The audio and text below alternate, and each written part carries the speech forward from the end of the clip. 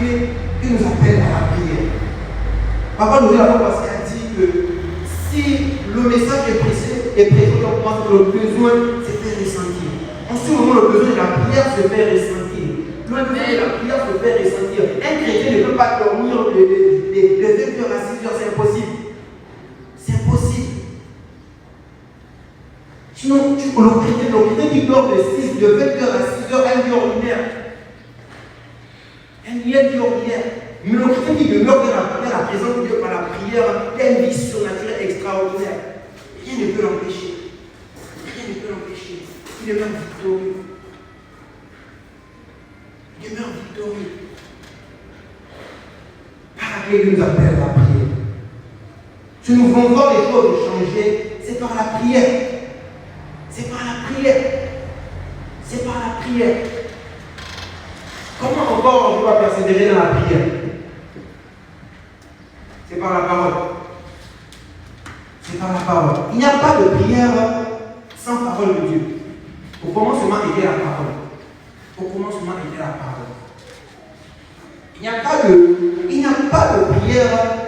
Il me serait impossible de persévérer dans la prière si je n'ai pas la méditation, si je ne médite pas. Si je ne peux, ce qui serait impossible. Pourquoi? Parce que la prière, c'est rappeler à Dieu sa parole. Lorsque je suis face à un malade, je me souviens, Glétia, elle avait mon neveu là, elle avait mon neveu qui était vraiment malade. Elle va venir pour samedi. Je dis, ah, Glétia, tu m'as prié pour moi. Elle va dire, non, attends demain. Ah, ok. Il mange encore, il m'a prié pour moi. Non, demain. On va à l'école, on va la si vous l'avez dans les demain. Je veux la faire de tout ça, lui, c'est moi. Viens de demain, et lorsqu'elle va venir, on prend la maison. Elle va aller dormir. C'est maintenant à quelques minutes après que la soeur vient la construction dans la chambre, elle ouvre la chambre.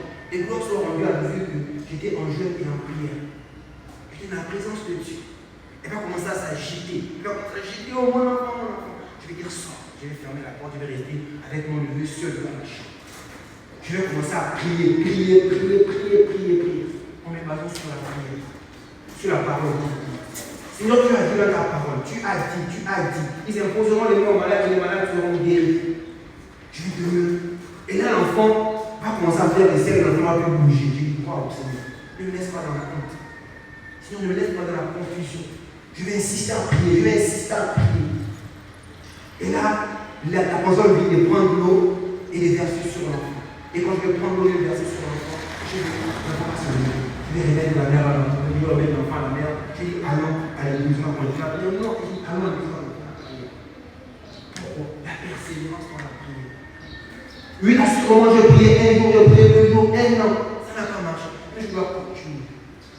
La prière avec persévérance doit produire des résultats. S'il n'y a pas de résultat, je ne m'arrête pas. Amen. S'il n'y a pas de résultat, je ne m'arrête pas. Mais aujourd'hui, nous allons toujours à court de chemin. Une personne a dit que c'est quand tu es proche du but que tout devient sombre, tout devient compliqué. Mais c'est là encore où on comprend de la force. Même quand tu es fatigué, tu dois comprendre la force.